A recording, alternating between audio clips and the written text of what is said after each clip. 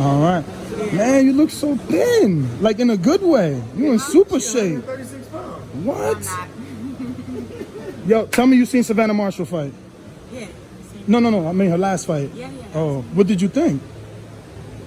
She got a lot of improvement to do before she can talk about beating me. No, I watched a lot of her interviews. I didn't see her say she could beat you. Actually, in her interviews, it felt like she wants some time before fighting you. Which one? She said it before. Like, if I beat her once, I can beat her again type of deal. But I don't know. I wish her the best. You know, work her way up and build herself up because I'm going to come to the UK anyway. You know, to build myself up some more and to, you know, give me some fights over there. So I wish her the best and build herself up. But I think she got a lot of improvement to do. I feel like since 2012 when me and her fought when I was 17, that she's declined and I've got extremely better. So that's just where like the difference are coming in. I think the fight wouldn't be too different between me and Savannah like it was between me and Hammer. And I think that Savannah Marshall is extremely slow puncher. But she looks powerful when she's in there with those girls who 4 and 15 or whatever, knocking them out. But I want to see her against better competition. She's a 2-time Olympian. She shouldn't be fighting nobody who's 6 wins and 15 losses. There's no need for that. She can fight some of the other girls who are undefeated or maybe got 1 or 2 losses and see how she does. Well, in terms of her performance, I was kind of impressed the way she dug to the body. And I don't know if you might consider it a flaw or your trainer, but I also like the way she would switch from orthodox to southpaw to cut the distance off with that right hand. That's one thing I can say. She looks really relaxed. But once again, we're talking about you can do anything against a certain caliber fighter. She wouldn't be able to make those same kind of flaws against a fighter who isn't 4 and 15, against a fighter who's fought for a world title or working their way up to a world title and undefeated. You won't be able to be so to go in there and just do whatever you want to do. She did whatever she wanted to do. Well, someone that I know you know, and I'm kind of hyping because obviously I don't think Savannah's ready for you. I'm not sure this person is ready for Savannah, but since you're saying she needs to fight a better level of competition, what do you think of Shadasia Green? She's only 3-0 right now, but she's, I believe, number 4 in the IBO, and Savannah's like number 2 in the IBO, so she might get an opportunity. Is it too soon for Shadasia Green? Should she take her time? Because she's not an Olympian. Who am I to say it's too soon? I fought for a world title in my 4th pro fight. Yeah, but all year back, you know, you're amateur, that gives you experience. She had a good amateur. She didn't have a lot of fights when she was a heavier weight, but she's been to the world championship. She's a silver medalist. Me and her were at that world championship together. Shadasia is very skilled, very, very powerful. But I think Savannah Marshall holds the experience over her. But as far as in skills and everything, I think Shadasia will do great against any woman, to be honest, especially at 168. She's a great fighter. I seen Shadasia last fight. I think she can fight better competition too. I feel like we all was in the amateurs together. Whoa, she jumped up. She jumped up. Nah, the girl I seen her fight is Aricia Hernandez. Hernandez was a decent fighter, but I'm just saying, like, Shadasia can do what I did. If she want to be fight against a world champion right now, she's skilled enough to do it. Wow. And that's a compliment. That's definitely. But I'm saying, no, she can do it. You know, I know she probably want to be patient and take her time, which she's entitled to. But I feel like with the skills and power that she has, she can definitely fight against any of the top girls. Even if she wanted to come and fight me, which I'm quite sure she wouldn't just jump and fight me, but still, she has the skill level and the power to do that. You see yourself fighting her because you keep going down. I even heard Savannah say she'll come down to fight you. So it's like, you're not only the A side, so you get to dictate the weight. Like, are you going to go up to 60? I don't see Shadasia being able to get down. You think she could get down? She already started from heavyweight. Yeah, I see her at 68, and I see some of her power have left. Because I used to spar against her when she was back 185, 195 at the training center. And she was powerful and quick then. But now, I see her fight at 68. She don't look as powerful. Me, I could fight wherever. 68, 60, 54. But I'm most comfortable at 60. That's what I'm most comfortable at. I mean, you see me now, I'm kind of... No, you in shape. Thin or whatever, and in shape, and I feel better fighting at 60. I like 68 too, because I don't have to lose no weight, but it's better for me to be at 60, 54, so It depends. If they offer me a whole bunch of money, of course, I'm not going to turn down no fight. You know what I mean? But the weight class don't matter to me. Such a good time to be in women's boxing. I mean, 5 years ago, it wasn't like this. You guys are getting so much, like, love and light. I mean, just talk about that, like, you feeling the change. Oh, I've been feeling the change since I turned pro. My pro debut, I feel like, changed so much. Yes. I fought on the Andre Ward-Kovalov card, won, and I just remember I did as much media as Andre Ward, coming off the Olympics, being two-time Olympic gold medalist, being a woman fighter, and they even had like a big talk about whether I would be the first TV card up on that show or whether I would be on the internet. And just to have them having that conversation was big. It was like putting a woman on TV. Nobody even thought to consider it, but they're like, we think she should be on TV over Curtis Stevenson. She was the one that fought on the TV opener of that show. So just to know that my name was in that conversation was like, okay, maybe next fight I'll be on TV or I'll be on some network, but it showed that they knew my worth. And from there, I always get people, even here at the WBC convention, everybody walks up to me asking for pictures, and I've heard some of the greatest compliments ever.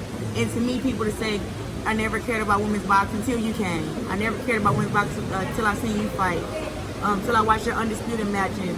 To hear them say stuff like that, to me, and we had so many great women that came before me, like Christy Martin, Layla Ali, Lucia Riker, but for them to say it was me who made them change their mind about women's boxing, it means a lot.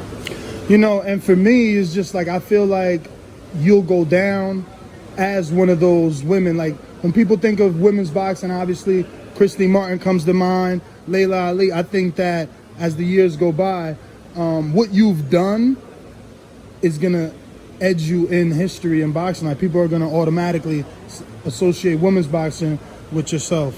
Well, they do now.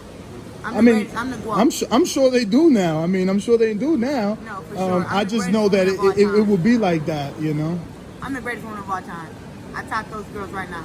The fact that I'm getting better and getting stronger and not letting myself get complacent will put me above those girls. The fact that I really fight the best fighters. If you want, I want to fight against Cecilia Bráckus. I'm not running from her. I'm actually going toward her. She's the one saying she won't fight above 150 pounds.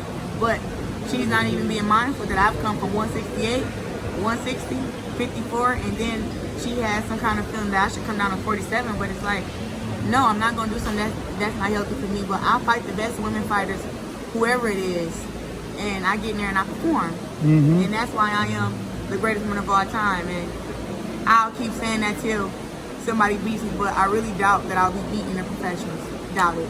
Do you think that the rematch with Christina Hammer should happen? If you wanted to, I don't care. No, not me. I'm just saying, because women's boxing, it's like you only got the top, then the very bottom. There's no in between. No, there's in between, but the in between girls don't want to fight the top girls. That's the problem. You got your A fighters and your B plus fighters, and then your D fighters, and the D fighters want to keep fighting against the C minus and D fighters to build their records up, and they don't want to fight against the top fighters until their record is built up and they want to get paid the same as myself or as Kitty Taylor. And I say that to say, like, the girls who are B plus fighters who are actually pretty good, they don't got no heart. That's what I'm saying. And they don't want to take a chance against the top girls because they feel like it's a higher risk but low reward. But really, all the girls that I fought have made their top paydays fighting against me.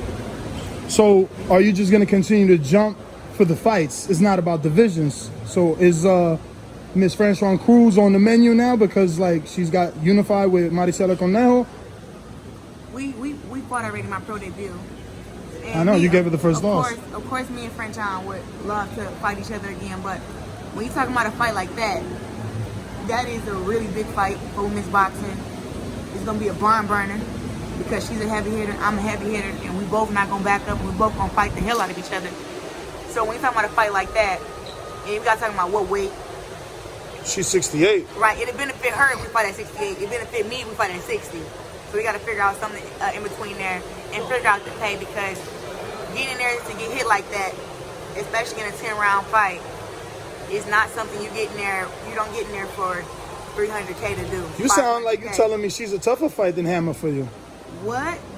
Franchon Cruz is my toughest fight, period, in the pros. Everybody talking about Hannah Gabriels, but I tell you what, Hannah Gabriels do not pop like Franchon Cruz. I've said that over and over. I don't know why people... I had a hard time making 160 the first time fighting against Hannah Gabriels. Me and Franchon fought at 68. I'm telling you, the girl hit me so hard, my fucking face was stinging 3 days after the fight. Wow. I was considering not even being friends with her. Like, how you hit me like that? But I watched the fight. I'm like, man, we were hitting each other. I have so much respect for Franchon Cruz. Like, I think he needs she you. was my toughest fight thus far. Even though I won unanimous decision for 4 rounds, but we was in there throwing, literally like, bitch, I want you to go down.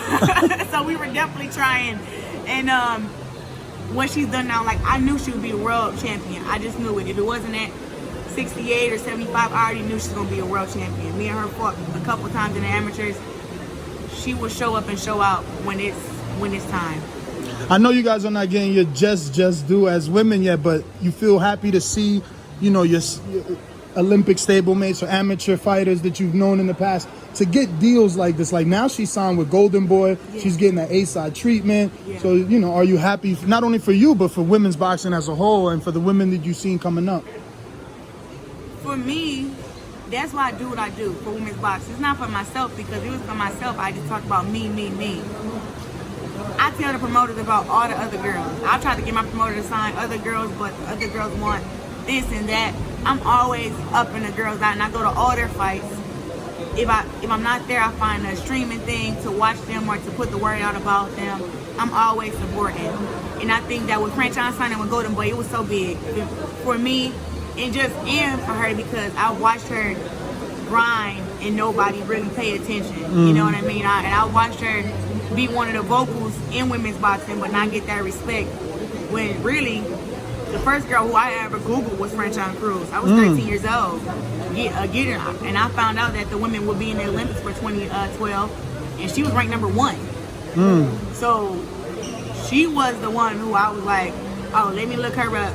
Let me see what she about at the age of 13. Wow. To see her get her just due is great, though. Like, she got so much to her. The girl can sing. The girl can dress.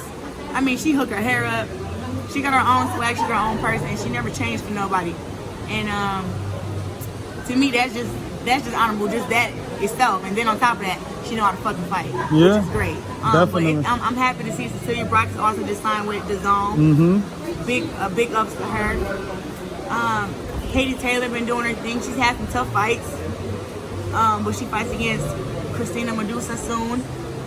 I wish her the best of luck, and I mean, all in all, the reason why I talk so much shit is because these other girls are, like, they're scared to do it. Yeah. And I'm not. Yeah, you're bringing attention to your division. Yeah. I mean, not only your division, to women boxing as a whole. And that's what I mean. Like, you're boisterous, you're open-minded. Like you said, you're not afraid to tell people how good you are, and your record speaks for itself. But I'm sweating like a pig over here. It's Mexico. I got you. I want to thank you, obviously, for your time, and we'll see you soon. All right, see y'all soon. Thank you. Yo, if you enjoyed the video, feel free to hit the like, subscribe, and share. As always, if you want to support us to the next level, head over to the patreon.com/ThaBoxingVoice. We have tons of exclusive, from Border Wars, Entitled, betting shows, the list goes on and on and on. But in addition to that, if you guys have questions for fighters, trainers, and promoters, this is where you can submit them. We will run out, get these questions answered, and put it back on the show just for you guys. Appreciate it. Peace.